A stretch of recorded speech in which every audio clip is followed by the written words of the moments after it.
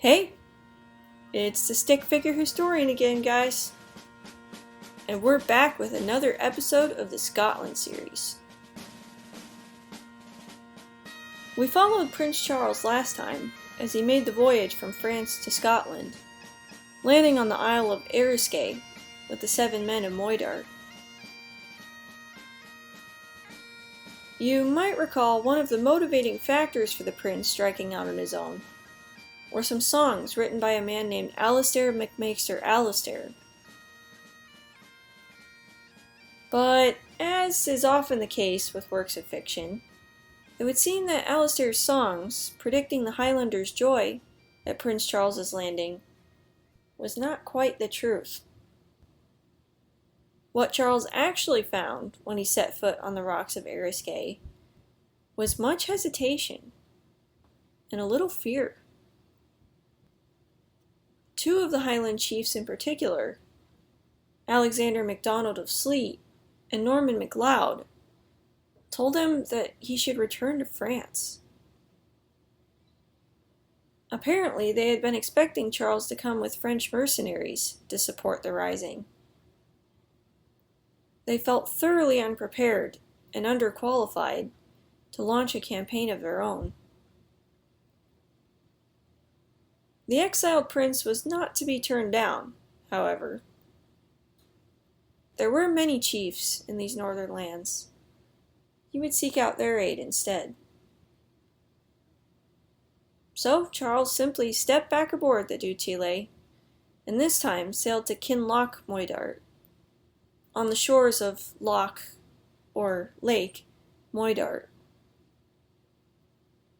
This is where the name of his companions, the 7 men of Mhaighstir, is derived, for this was their final point of debarkation. It would seem, though, that the sentiment on the mainland was no better than in the Isles. Charles was kindly received, but no one was quite bold enough to join him. This left the prince in a bit of a predicament. From France, he really could not expect any help, and how was he now to persuade these Scotsmen to join him, without even so much as sufficient weapons and goods to supply them with? The Elizabeth, his second ship, had been forced to sail away with most of his supplies after her desperate sea battle with the Lion, you will recall. Yet, turning back was unthinkable. He must try a different means. Charles personally visited the home of one of the most powerful men in the Highlands, Donald Cameron, chief of the Camerons of Lochiel. As they sat sipping their wine, the prince laid an offer on the table. If Lochiel would join the fight for the Stuarts, he could expect to be handsomely rewarded when James III came into his own. If, however, all came to naught, and disaster ensued, Charles promised to pay him in full for the loss of his entire properties. A massive sum. This way, Lochiel would have absolutely nothing to lose in joining Charles. Now, Lochiel, like the other chiefs, had been on the fence before, but this offer sufficed to alter his mind. He pledged his sword to the prince, and once Lochiel was in, many others who had held back before now found the spirit to come to the front and promise their aid. Perhaps there were other deals with them of which we are unaware, or perhaps they simply did not want to be shown up in courage by the powerful Lochiel.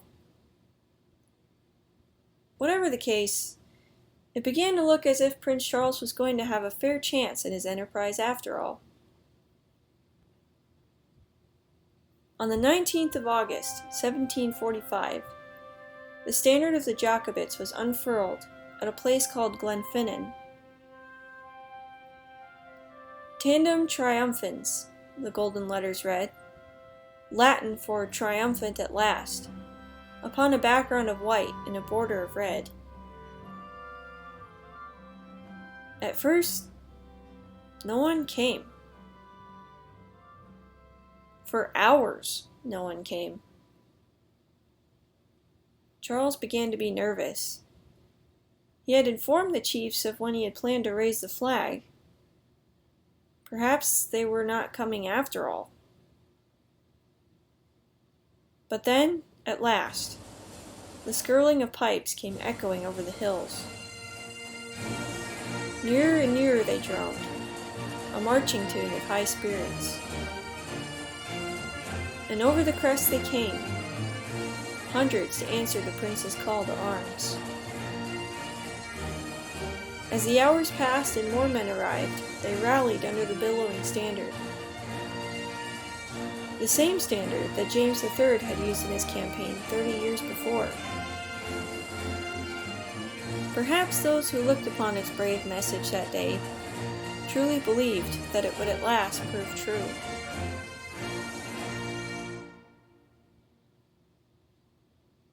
When a country is to be conquered, it is usually the capital that men seek after.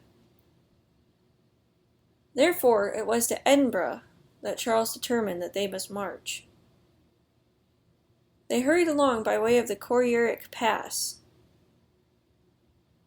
But there were many Hanoverians in these hills, as well as Jacobites. Surely their doings could not be kept secret for long. As indeed they were not.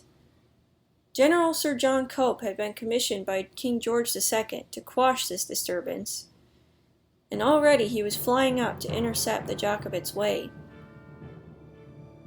When, however, he found that they were coming along by way of the pass, he became timid and drew back a little. The ground here was not an ideal one on which to meet determined men, and their forces were nearly equal. Cope was then struck with a brilliant idea. He would rush ahead and meet the Jacobites where he thought they must be going. Cope ordered a quick march to Inverness, a full 156 miles to the north of Edinburgh. It was not the first mistake that Cope would make in this campaign, nor would it be the worst. At any rate, this was good news for Charles and his Highlanders. They went through Perth largely unresisted. There, they picked up two very valuable assets. The first was George Murray, an able soldier who was well acquainted to the territory in which they would be fighting. Because of this, he was given John O'Sullivan's position as the Prince's chief advisor on military matters. Of course, O'Sullivan was a great deal jealous about this sudden deposition, but that was not to be helped.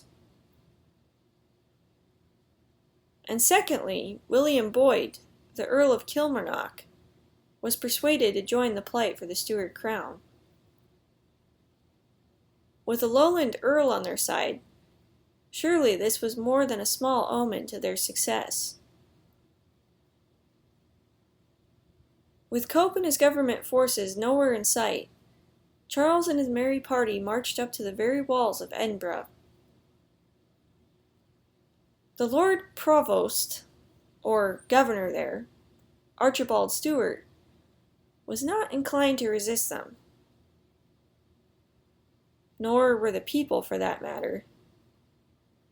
They were all largely Hanoverians, but when Cope had marched away to Inverness, all the soldiers had fled Edinburgh to follow them, leaving the people defenseless, save for the castle. Thus, they were not quite confident enough to try to hold out alone against a horde of the fierce warriors of the north. After conferring among themselves, they decided to swing wide the gates and welcome them in. Thus followed a few weeks of enjoyed triumph and glory. This was perhaps the time when Charles came closest to what it would feel to be a king. He spent much time in the sumptuous rooms of Holyrood Palace, where his royal forefathers had resided for decades. Balls were held, parties were thrown, and hordes of curious people, whatever their political persuasion might have been, flocked to see the Bonnie Prince, as he was sometimes called. Charles even found time during his stay to have his portrait painted by Allan Ramsay, one of the greatest painters of Europe at that time. And yet, there remained the issue of the castle.